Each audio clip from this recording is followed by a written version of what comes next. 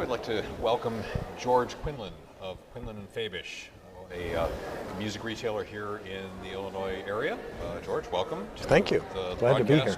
Glad to have you here.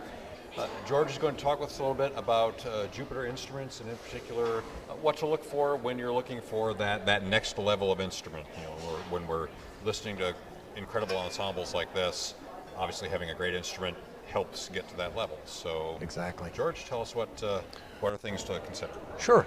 Well, when we hear these bands, you realize the musicality that these kids at a very young age are able to generate. And, basically instrument manufacturers design instruments for beginners, and then they design instruments for artists. And the design for the beginner probably emphasizes more of the ruggedness, the durability, because they know kids are going to drop them, they're going to have problems, they may bend things just putting them together because they haven't learned how to do this. And they're great instruments. And then as the child progresses, gets into middle school, particularly bands like we're hearing now, and then certainly into high school, they actually start to outperform that level instrument where it holds them back to a certain degree. So the manufacturers work with artists to collaborate designs because it's a preference thing in many cases, things that you like. Sometimes it's features, sometimes it's materials, but they work very diligently to try and produce the highest level of instrument. And over in the last maybe 10 to 20 years, they've also started to incorporate like a performance level instrument, which might not be at the price of a professional level instrument, but many of the features and the improvements over a student model. So we've seen quite a bit at this point, particularly with the major instruments, flutes, clarinets, trumpets, trombones, where there's lots of variety, lots of options, all of them better than your beginning instrument. Now there is a reason to have that beginning instrument after you progress, because there is marching band, right, and pep band, yes, and all those high-risk performances, yes, that high school kids have.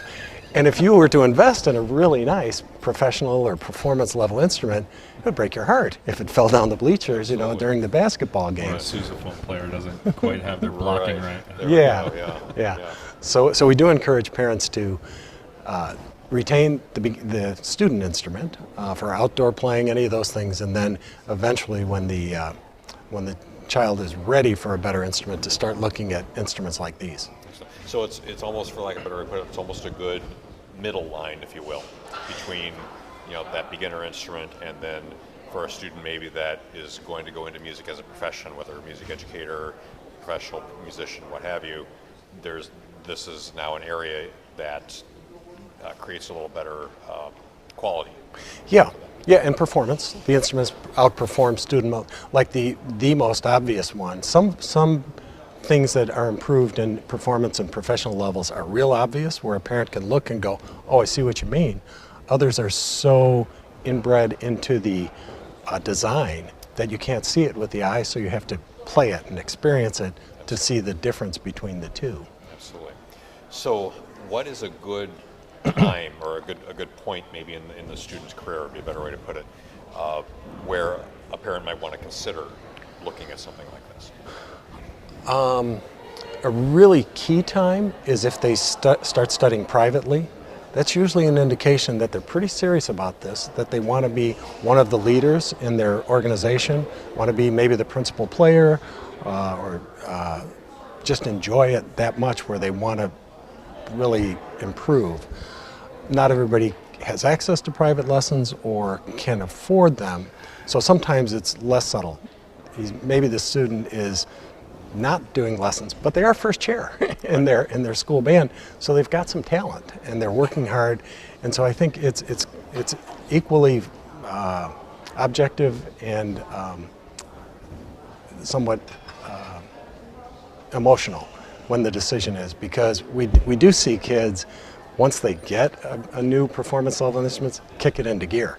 And suddenly they're practicing 3, 4, 5 times more, sure, and getting better than they were with their student model. Well, it's almost the lure of having the new toy, for lack of a better way to put it. It kind of is that, and there's an inherent desire if the parents have made this investment for the kids to make sure that they're meeting that as well, with how they're approaching things. My wife is a private flute instructor, as we were talking about, and she has mentioned that where she has a student that is on their beginner instrument, and they get to a certain point and they can't progress much further until they move up to that next level. And she has talked with me and told me about having the conversations with the parent, about it's time for you to maybe think about getting your student on this step-up instrument, because they'll be able, they're already doing great. Now imagine what they can do if they've got the right tool and an instrument that they're not fighting really to create great music. Right. One thing that we try to do as a retailer is offer a couple things. One of them is access, so that it's really difficult to look through a website or a catalog and say, that's the one for me. Could be completely the wrong one. So access to try them, but then also most parents get their kids involved through a rental program so they can try it out for a little bit and see how it works, and then eventually own that instrument. And for years parents would ask us, so how much is the monthly payment on this step-up instrument? And we'd say, well, those are only available for purchase. But a lot of the manufacturers over the last 10 to 15 years have embraced the idea that we need to make performance level instruments more affordable. And so we developed actually a program called First Chair, and within a category, say flutes, there might be instruments priced anywhere from $59 a month to $99, $159, and some really professional level instruments at maybe $259. So a parent can kind of find a budget that fits with their home budget.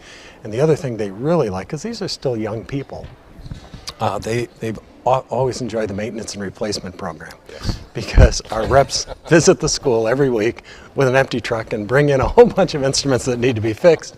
And it's reassuring for parents to know that if it gets dropped, if it gets, falls off a stand or a chair, it's covered. It's part of the First Chair program. So we really like it. The parents tell us that it gives them some peace of mind as well. That's wonderful. And as a parent, I can tell you that, looking at an investment like that and knowing that there's some protection for that is tremendously valuable. Yeah. So, go ahead. I was going to say, you mentioned flutes. Should we talk about flutes a little bit? Let's talk about flutes. So one of the points I was trying to make with design is, so with a student flute, they build these things to try and stay in regulation no matter what happens.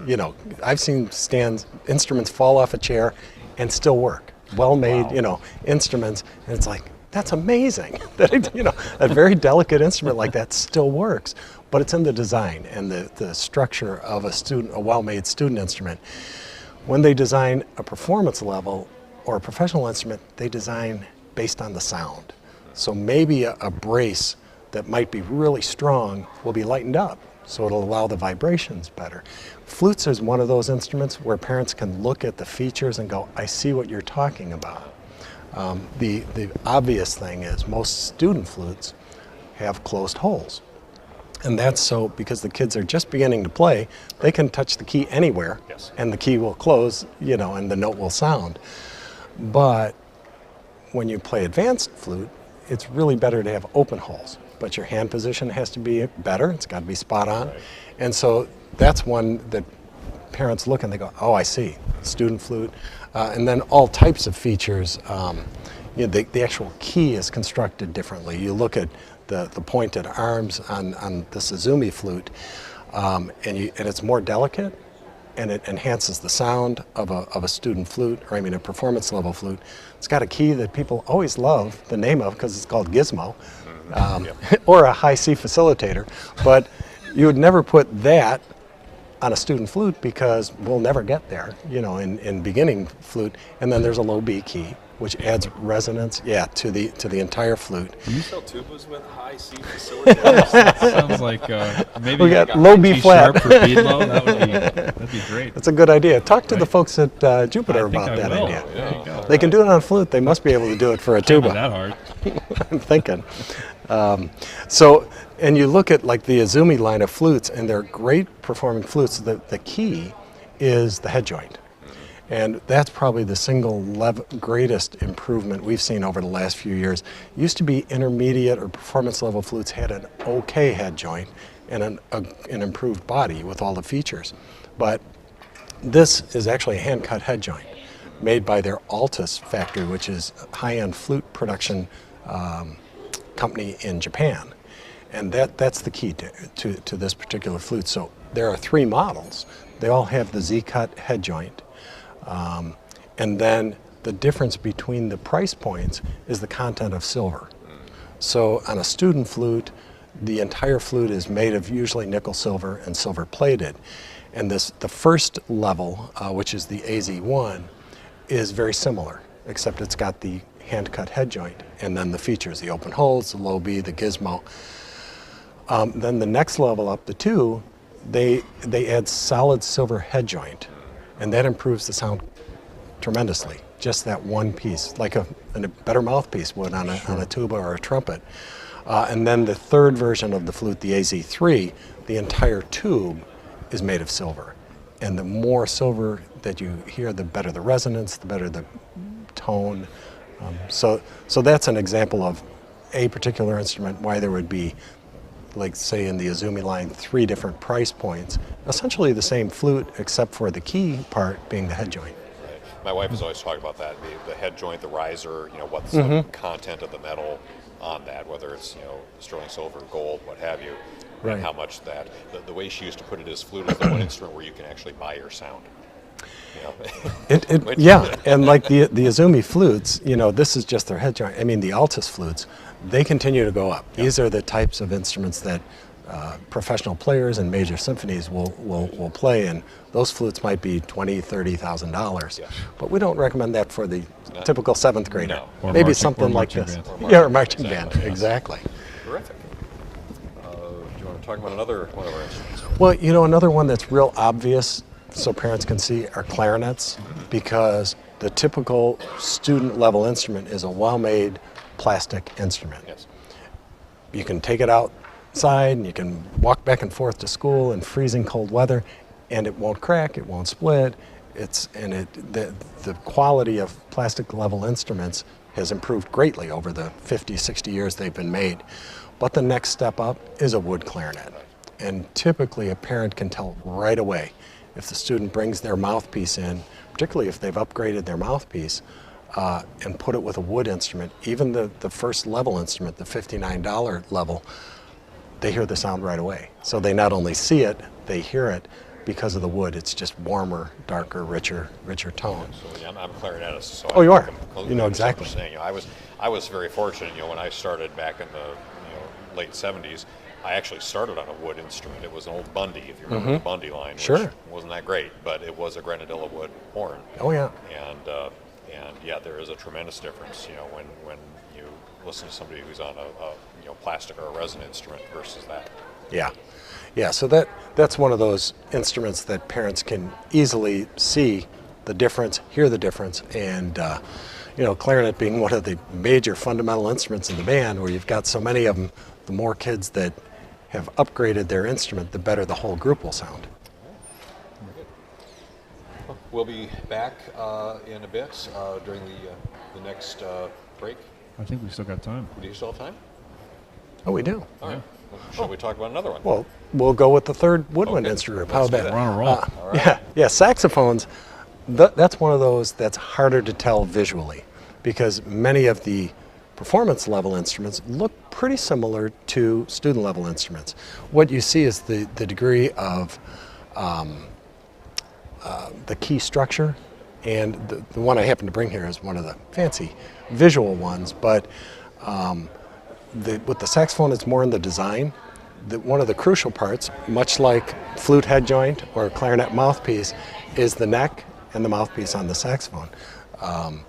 The difference a neck can make is so I'm sure it changes everything. And the manufacturers spend lots of time working with artists, designing new necks, trying to come up with ideas. The vintage saxophones of yesteryear, some of them are so well entrenched that they try to emulate that kind of a sound. So you see that. You also see them try to emulate the look sometimes of some of those vintage saxophones. But saxophone to saxophone over the last 20 to 30, 40 years, that's where we've seen more improvement between the student level and the intermediate and the professional level than all the other instruments. They've just spent lots of time working on new designs, and I think computer-assisted, design has helped a lot with saxophones. They play better in tune. They have great sounds, But again, visually, unless you get one that happens to be not a lacquered brass instrument, they look very similar to student-level instruments, but they don't sound anything like student-level instruments. They sound so much better. Outstanding. Outstanding. Right. So we're about to go back in for our next group, but stay tuned, and after this next group, we'll be back, and we'll be talking about some brass instruments. All right, and we're back with George Quinlan of Quinlan Fabish, music dealers up in the Chicago area, actually all throughout Illinois, I believe. The Chicago area and Indiana, northern Indiana. And we're talking about step-up instruments from Jupiter Band Instrument Company. And we're going to talk about trumpet a little bit. Yeah. So let's just turn it over to George. Sure. Well, I'm not sure exactly when, but within the last 10 years or so, Jupiter has really focused on their professional level brass, even to make it a brand new line, a new brand and everything. So it's called XO. They have everything from tuba to, trumpet. They have spent a lot of time with design, with artists at every level. The one I brought today, you can feel it's very heavy, was designed with a Chicago artist, Roger Ingram, who's one of the jazz players in town, played with Harry Connick and thousands of other artists through the years, now permanently based in Chicago. And the XO line of trumpets is, we talked earlier about what's visible and what's not visible. With trumpets, it's almost all invisible. Each one looks like the other one, but they play so much different. So much of it has to do with the bore, the taper of the bell, the size of the bell, the material. Some are made of yellow brass, some of gold brass, the plating. Sometimes they even double and triple plate instruments for different types of sonority. But the thing that impresses us about the XO line is the materials, the workmanship. When you play it and you just move the slides, everything fits so well. They've spent a lot of time and energy making sure that right when they come to us, we of course check them before we put them out on the floor, but we check every instrument and it plays right out of the box, which is pretty impressive because you figure most of these instruments are produced in Asia. They get on a train and a boat and they end up in Tennessee in a warehouse, and then they eventually get shipped to stores like ours. And usually they need some adjustments, but these instruments in particular really are well produced, well made, so that pretty much when a student picks it up, they're going to have a great experience. So within the trumpet, I'm not sure how many, but there's probably 3 or 4 different models of XO trumpet, this being one of them. In terms of features, what parents will find on almost every professional level trumpet, silver plating. It does add to the sound of the instrument. Most people think it makes it a little more, what would you say, Andrew? How would you describe silver plating on brass? I'm not sure how it changes the sound. I have one silver-plated tuba. Yeah, I don't know. It's interesting. Yeah, it's one of those things you can hear, you can feel, but you can't always describe. Sure. And I've heard people say it makes it brighter, and I've heard people say it makes it darker. Right. And it does in many cases. Yeah, depending on the player. But they always put in tuning devices, which are on a lot of student level instruments too. But the thumb hook and the third valve ring. But the major difference is in just the overall design. Like I said, it looks like many other trumpets out there, but you just look at the features, and when our repair shop takes them apart and measures everything, it's pretty impressive. that the time and energy that's gone into this model that Roger designed compared with the more classical version, and then the more, whatever, they're built for specific types of playing.